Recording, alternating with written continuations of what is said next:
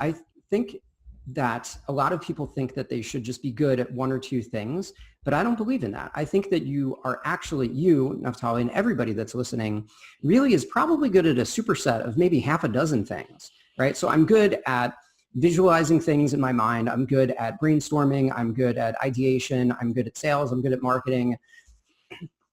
I'm not a comedian, but I like to kind of keep things entertaining and all of that. So there's all of these things that if you stir it together, you can make a superset rather than I'm going to do this over here and then I'm going to do this passion project over there. If you combine the things, kind of like we did with the whole infographic agency model, you really can do that. It's never too early or too late.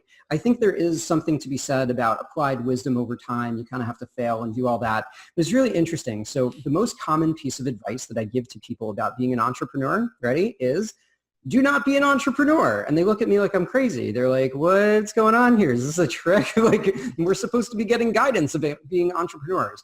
So I don't mean it in a mean way. I mean it in a realistic way. Most businesses are going to fail, and most people aren't ready for that.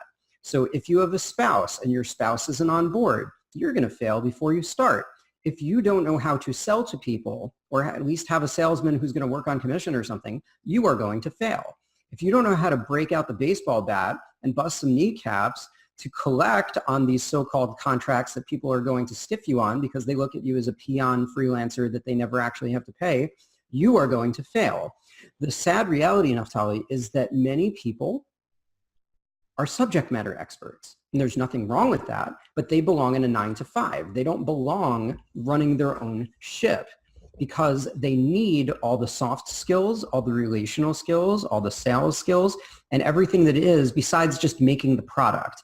So before we even get into that whole superset and what you're good at, an entrepreneur has to be a person who enjoys, ready, being the janitor and having their name in lights in the same day, because that's how crazy some days are going to get.